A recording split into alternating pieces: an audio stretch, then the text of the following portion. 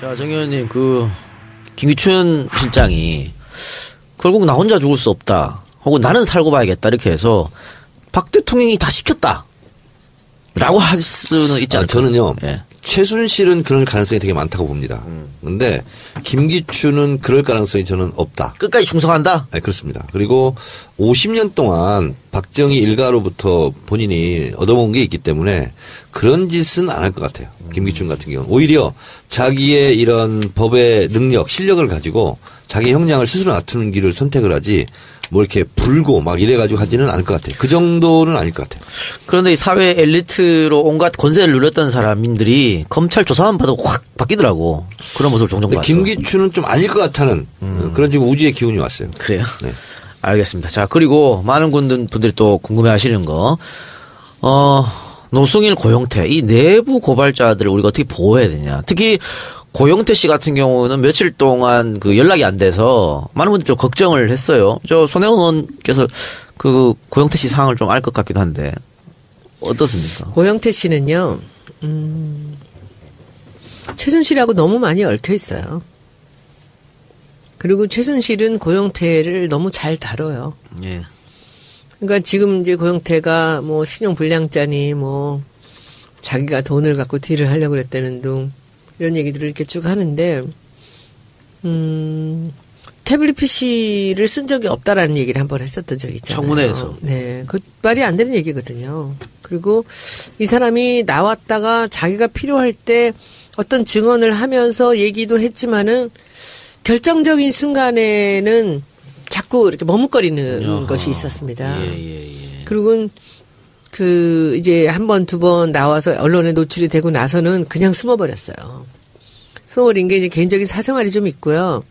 그러면서 소심해요. 저는 털고 가자.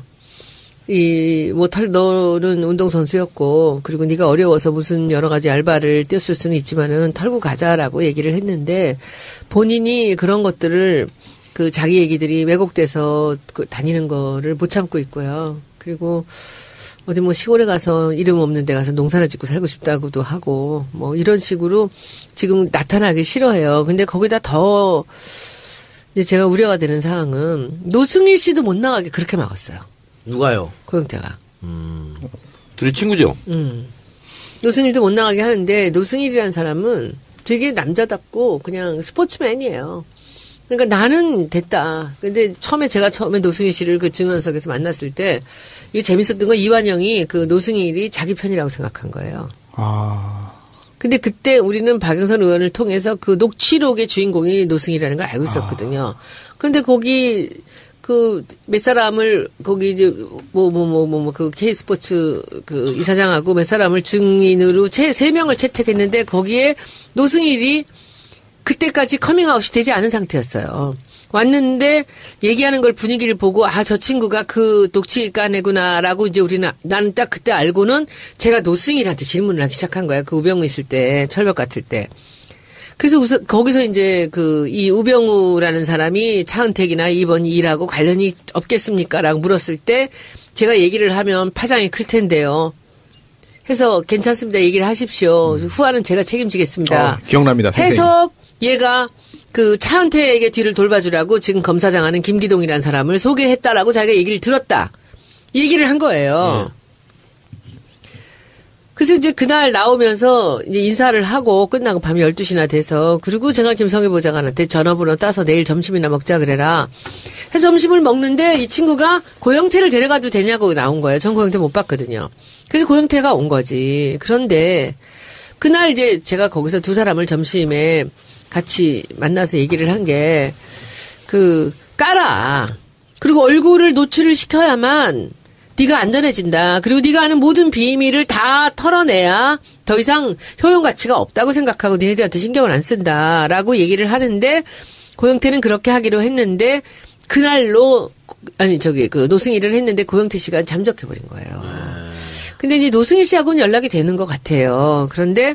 그래서 그 다음에 제가 이제 노승일 씨를 어떻게 이 사람을 그런 보호를 할 것인가 생각을 했어요. 그런데 잘 아시겠지만 언론은 다 자기가 필요하면 쓰고 그 뒤 책임감은 없습니다. 왜 그 사람을 보호해야 돼?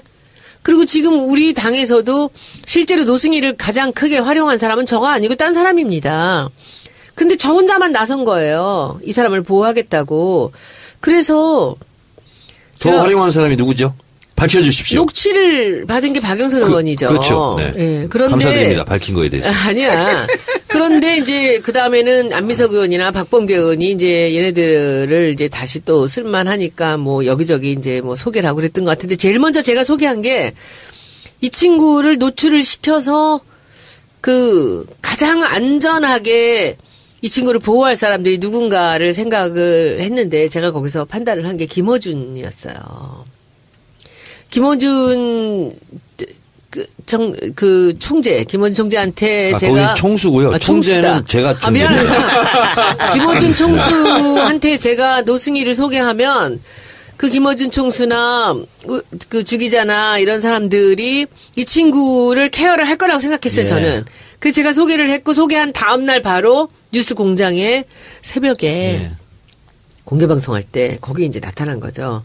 그 뒤로 이제 이 양반들이 많이 옆에서 돌봐주고 있고요. 변호사도 소개시켜주기로 했다 그래요. 다 했는데 이제 노승희 씨는 지금 그렇게 얘기를 합니다. 자기는 처음보다 그 손 의원님 말씀 듣고 이렇게 여러 군데 방송도 나가고 사람들을 만나고 그러니까 훨씬 편하대요. 그리고 걔는 아는 게 그것까지야. 근데 고영태는 아는 게 너무 많은 거예요. 그 너무 오랜 동안 최순실하고 너무 많은 거를 공유하고 있었죠. 그러니까 지금 저는 이 최순실이 모든 걸 고영태한테 이렇게 밀고 있는 게 그 고영태를 못 나오게 어떤 장치를 하고 있는 게 아닌가라는 그 우려도 좀 있고요. 그래서 어제군요. 어제 제가 이 노승희 일이 잠깐 지나가는 길에 그저께네 지나가다 들린다 그래서 우리 방에 그래서 오라 그래서 왔는데 나하고 지금 여기서 페이스북 라이브 할래요? 그랬더니 좋대. 그래서 표창원 의원을 전화했더니 10분 시간이 있대요. 그래서 내려오라 그래서 경찰이 얘기하는 자기는 그 댓글 사건 때 자기도 두려워서 산에도 못 갔대요. 그래서 세 사람이서 얘네들이 나와야 된다. 그리고 사람들 앞에 노출이 되어야 안전하다. 대중 속에 들어와야 안전하다. 이런 얘기로 해서 11분 동안 페이스북 라이브를 했는데 예. 지금 80만. 예. 그래서 굉장히 사람들이 많이 일단은 이해를 하는데 이 고영태 씨에 대해서는 제 손이 미치질 않아요. 그리고 본인이 지금 뭐 심적으로 뭐 부담이 가서 그런 것 같은데 지금 어쨌든 관이 걱정했었는데 주진우 기자가 그 인증샷 올렸더라고. 같이 있다 걱정하지 말라고. 근데 문제는 원래 오늘 고영태 씨가 헌재 기일에 나오는 날이었어요. 근데 안 나왔거든요. 증인이니까요. 네. 그래가지고 25일로 연기가 됐습니다. 네. 연기가 됐는데 이날은 안 나오면 안 될 것 같은데 와서 좀 증언을 해줬으면 아마도 그때는 나올 것 같아요. 왜냐하면은 한 번 더 요청이 오면은 그때는 나가자라고 노승희 씨랑 같이 함께 얘기를 했다고 그럽니다. 그리고 나와야죠. 그럼 핵심 증언. 언제 나오고 최순실 씨 전화 있잖아요. 제가 성대모사 한번 해볼까요? 고영태 씨가 얼마나 중요한 인물인지. 네. 손 변호사에게 모르지? 저 모르겠어요. 아, 큰일 났네. 그거 다 조작된 걸로 몰아야 돼. 코하고는 분리시켜야 돼. 다 죽어. 예, 알겠습니다. 이렇게 했거든. 그러니까 네. 손혜원 의원이 말한 고영태하고 최순실하고 너무 얽혀있는 게 많다는 거지. 다 죽어. 큰일 났네. 다 죽어. 그런데 또 최순실 씨는 또 이렇게 말했잖아요. 헌재 증인으로 출석해가지고 다 유도된 거다. 녹취는 다 유도된 거다. 그럼 최순실 씨 목소리로 한번 해보세요. 제가요? 네. 뭐 어떻게 해요? 성대모사. 그건 의원님 할 수 있는 거예요. 아, 그래? 죄송합니다. 좀 비슷했어? 네, 비슷했어요. 큰일 났네. 거기다가 좀 지시대명사를 좀 넣어. 지시대명사. 거기 저거 이거 저 노승일 씨 저도 잠깐 얘기해봤는데 그 노승일 씨는 그 한국체대 총학생회장 출신이라고. 그래요? 네. 경기인이에요 원래 운동하셨던 분. 네, 네네네. 운동하는 배드민턴 사람. 선수. 배드민턴 배드민턴. 선수인데 잘생겼어요. 예, 체격도 예. 좋고. 근데 이제 어쨌든 총학생회장 정도를 했으면 여러 가지 리더십도 있고 사회 분별력도 있고 그런 것 같아요. 그래서 저는 노승일 씨 참 마음에 들더라고요. 얘기를 해보니까. 그러니까 그렇게 당당하게 처벌받겠습니다. 앞에서 그냥 딱 대놓고. 그리고 저한테 누구는 나보고 믿지 말라고 그러더라고. 청문회에서 우리한테 우호적으로 발언한 사람이 있는데 원니커가 아닙니다. 믿지 마세요. 저한테 그러더라고. 일단 방송 끝나고 그게 누군지 얘기해 줄게. 예, 알겠습니다. 자, 다른 얘기 좀 해봅시다. 어쨌든 25일 날은 나올 것 같아요. 그죠? 고영태 씨가. 또 본인이 얘기는 했다고 그쵸? 그러는데 진실을 그때 밝힌다 가서 그랬으니까. 봐야죠. 예. 나오면 좋겠어요. 아니, 안 나오면 더 자꾸 네. 딜레이 되니까. 그게 그 증인들이 지금 많이 있잖아요. 예. 근데 그 중에 나오지 않는 증인들이 있습니다. 그러면 그런 증인들에 대한 뭐 여러 가지 조치는 별개로 하고 아예 이 증인 신청을 철회해서 아예 그냥 넘겨버려야 될 것 같아요. 안 해야 되는데 근데 고영태 씨 같은 경우에는 굉장히 중요한 증인이기 때문에 그렇죠. 그냥 넘길 수가 없거든요. 알겠습니다. 나왔으면 좋겠어요. 자, 그건 좀 지켜보기로 하고요. 다른 거 한번 이야기해 볼까요? 노승일, 고영태 이 내부 고발자들을 우리가 어떻게 보호해야 되냐. 특히 고영태 씨 같은 경우는 며칠 동안 그 연락이 안 돼서 많은 분들이 좀 걱정을 했어요. 저 손혜원 의원께서 그 고영태 씨 상황을 좀 알 것 같기도 한데 어떻습니까? 고영태 씨는요, 최순실하고 너무 많이 얽혀 있어요. 그리고 최순실은 고영태를 너무 잘 다뤄요. 예. 그러니까 지금 이제 고영태가 뭐 신용 이제 한 번, 두 번 나와서 언론에 노출이 되고 나서는 그냥 숨어버렸어요. 숨어버린 게 이제 개인적인 사생활이 좀 있고요. 그러면서 소심해요. 저는 털고 가자.